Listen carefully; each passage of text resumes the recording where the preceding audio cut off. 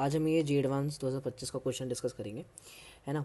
तो पहले तो हमें ये डाउट होगा कि सीरीज़ कन्वर्जिंग है कि नहीं। तो जी एडवांस आईआईटी के सिलेबस में बाय डिफ़ॉल्ट कन्वर्जेंस डाइवर्जेंस है नहीं चेक करने को। तो हाँ, बट ये सीरीज़ है ना, लगे कि कन्वर्जिंग नहीं है, डाइवर्जिंग है, जैसे कई लोग बोल रहे थे डाइवर्जिंग सीरीज़ है, तो ये सीरीज़ ना कन्वर्जिंग होगी। पहली चीज़ तो सबसे पहले तो यही हम देख लें ना।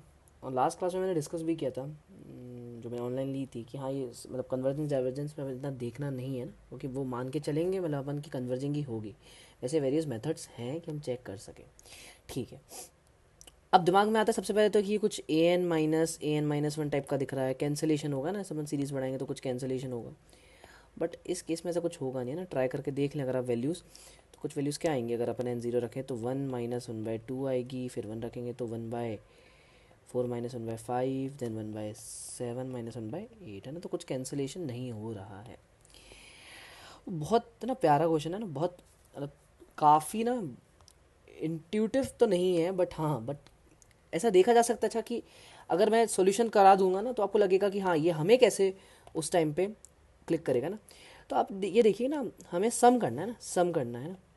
और अगर आपने सीक्वेंस एंड सीरीज बहुत अच्छे से पढ़ रखा होगा, तो आपको ये दिख जाएगा ना, दिख जाएगा कि हम ना इसमें ज़्यादा कुछ कर ही नहीं सकते ना। सीक्वेंस सीरीज़ की सारी चीज़ें फेल हो रही, टेलीस्कोपिंग चली गई, वीएन मेथड, कुछ नहीं लग रहा है ना, कुछ नहीं लग रहा।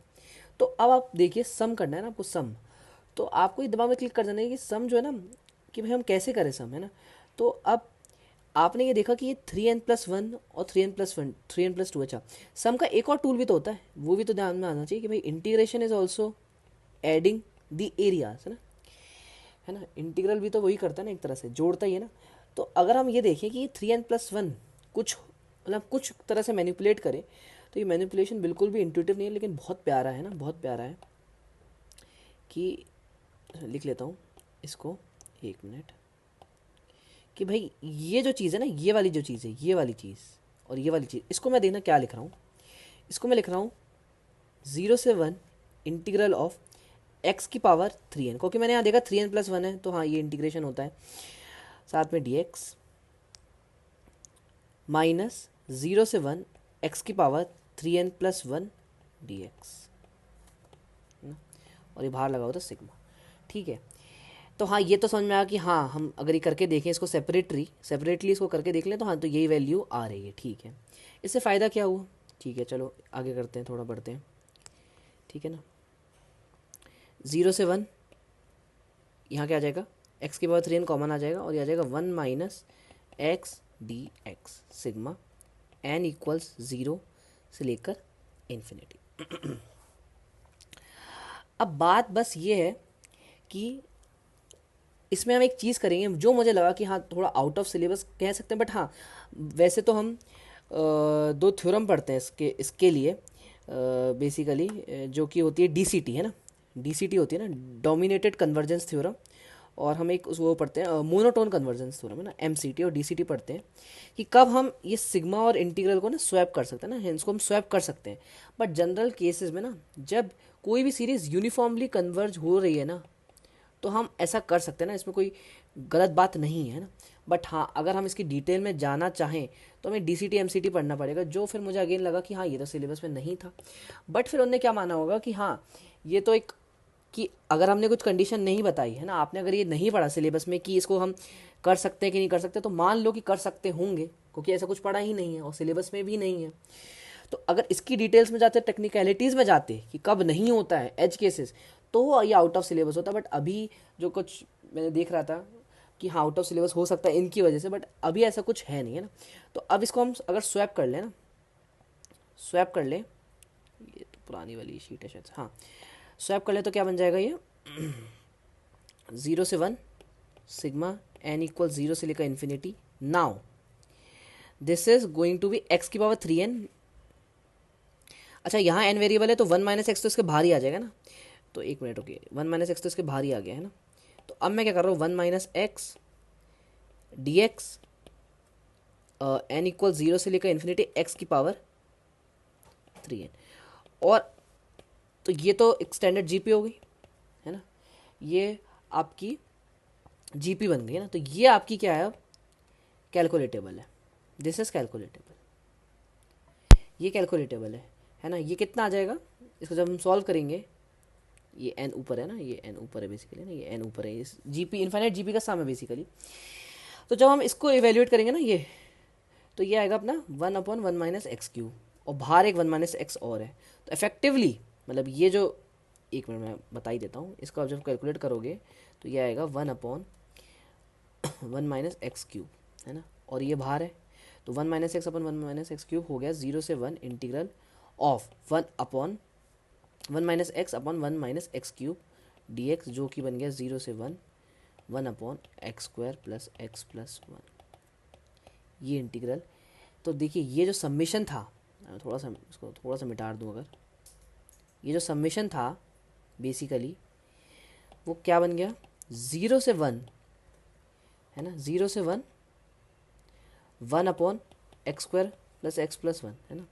अब जब थोड़ा हाई मैथमेटिक्स पढ़ते हैं ना, मतलब अगर मशीन लर्निंग वगैरह में, तो काफ़ी जगह हम ना इसको एक्सपेक्टेशन भी बोलते हैं ना, तो काफ़ी ऐसे ना ट्यूनिंग में ये चीज़ें काम आती हैं कि एक्सपेक्टेशन है बेसिकली किसी फंक्शन की इन रेंज 0 से 1, प्रोबेबिलिटी बता रही है ना ये। चलो ये तो ठीक है, ये तो कुछ काम का है नहीं वैसे, बट हाँ ये जो समेशन था ये इसमें ट्रांसफॉर्म होना कितनी ब्यूटीफुल चीज़ थी ना, ये बहुत ब्यूटीफुल चीज़ थी।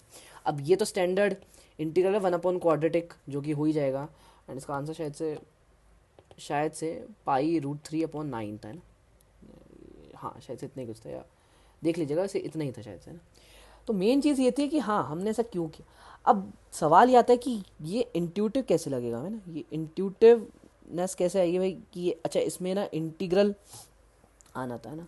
तो काफ़ी जैसे अगर मेरा मतलब मैं कोई ऐसा बहुत मतलब मैं बहुत मैथमेटिक्स तो नहीं जानता हूँ, है ना, बट मेरा जितना मैंने थोड़ा बहुत पढ़ा हुआ है उसका पॉइंट ऑफ व्यू से अगर मैं बोलूँ, है ना, मैं बहुत कम पढ़ा, ऐसा नहीं, बहुत बहुत बेटर टीचर्स हैं ना, बट मेरा एक ओपिनियन है कि जब आप मैथ्स करते हैं ना, है ना, तो अगर आप ये सोचे कि हाँ ये कैसे हमें क्लिक होगा, है ना, तो उसका एक एक चीज़ होती है प्रैक्टिस, है ना, प्रैक्टिस आप करो, है ना, प्रैक्टिस बहुत ज़्यादा करें तो एक ना, हाँ कॉन्शियस में एक नेचुरल है ना, नेचुरल फ्लो बैठ जाता है ना, फ्लो स्टेट आ जाता है ना कि कैसे हम प्रॉब्लम्स को अप्रोच करें। हाँ बट ये बहुत ज़्यादा बिल्कुल भी इंट्यूटिव नहीं है ना। बट अगर हमने अगर सीक्वेंस एंड सीरीज पढ़ा हुआ और अगर हमें कॉन्फिडेंस था तो हमें ये चीज़ समझ में आ जाती है कि और किसी चीज़ से लग नहीं रहा है ना, टेलीस्कोपिंग नहीं रही, कैंसिलेशन नहीं लग रहा है। और ये देखा कि हाँ ये 3n+1 है और 3n+2 है, तो ये x⁻3n इंटीग्रेशन 0 से 1 ये आना इंट्यूटिव इतना है नहीं, बट हाँ सोचा जा सकता है ना, ऐसा नहीं है कि नहीं सोचा जा सकता, क्योंकि प्रॉब्लम्स होती हैं तो ऐसा नहीं है मैथ्स में अपन को लगता है कि अगर अभी कोई बिगनर देख रहा होगा तो बोलेगा ये हो ही नहीं सकता, हमें आए समझ में, हमें ये क्लिक कर जाए, बट ऐसा नहीं होता है ना। आप एक जब कपल ऑफ प्रॉब्लम्स बहुत सारी प्रॉब्लम सॉल्व कर लेते हैं ना तो आपको एक समझ में आता है कि कैसे हम कर सकते हैं ना प्रॉब्लम्स को सॉल्व, है ना। तो ये बहुत एक प्यारा मेरे हिसाब से प्रॉब्लम था और बहुत ब्यूटीफुल प्रॉब्लम था, और कैसे ये एक बेसिकली एक स्मॉल एक्सपेक्टेशन वैल्यू दे रहा है ना, 0 से 1 ही इसकी वैल्यू 0 से 1 ही होगी ना, 0 से 1 ही होगी इसकी वैल्यू। और एक चीज़ आप पता कर सकते हैं इसमें, आप ना S10 की वैल्यू निकालें, ठीक है, S10 मतलब 10 टर्म्स या S9 की निकालें। एक काम कीजिएगा आप ये खुद करिएगा कि आपने इसमें S8 की वैल्यू निकालिएगा, या S6 की, S8 की और S10 की, और जो अपनी S इन्फिनिटी आई यानी कितना आया था π√3/9, इसको अप्रॉक्सीमेटली कैलकुलेट कीजिएगा और फिर देखिएगा कितना पास आएंगे, मतलब जीरो मतलब बहुत पास आएंगे ना, ये सारी वैल्यूज़ बहुत पास आएंगी। तो आप देख लीजिए कितना यूनिफॉर्मली कन्वर्ज करिए और बहुत इसमें डिफरेंस नहीं आएगा ना वैल्यूज़ में। तो ये देखिएगा कैसे कन्वर्ज कर रही है, इसको भी देखिएगा। तो ये कैसे एक एक्सपेक्टेशन में तब्दील हो गया, इसकी वैल्यू 0 से 1 ही रहेगी ना, ये बहुत ब्यूटीफुल था ना। मतलब ये एक तरह से अगर मैं देखूँ तो ये क्वेश्चन सीक्वेंस एंड सीरीज का तो था ही नहीं, है ना, इसमें सीक्वेंस सीरीज का लगा ही नहीं कुछ ना। इसमें सिर्फ ये था कि हमें बैकवर्ड थिंक करना था कि हाँ ये है क्या, मतलब जो ये अंदर, मतलब एक मिनट, ये जो अंदर ये लिखा हुआ है ये क्या है, अगर मैं इसको कैंसिल नहीं कर पा रहा तो ये क्या है ना, बस ये सोचना था। और जैसे ये सोच लिया कि 0 से 1 x⁻3n 1 - x dx लिखा हुआ है तो काम वही बन गया था। बट ये सोचना अपने आप में बहुत सही बात, मतलब बहुत अच्छी बात है ना, अगर ये आ रहा है इंट्यूटिवली, ये प्रैक्टिस से आएगा, इसका सिर्फ एक ही सॉल्यूशन है, प्रैक्टिस, है ना। चलिए फिर नेक्स्ट क्वेश्चन के साथ मिलते हैं।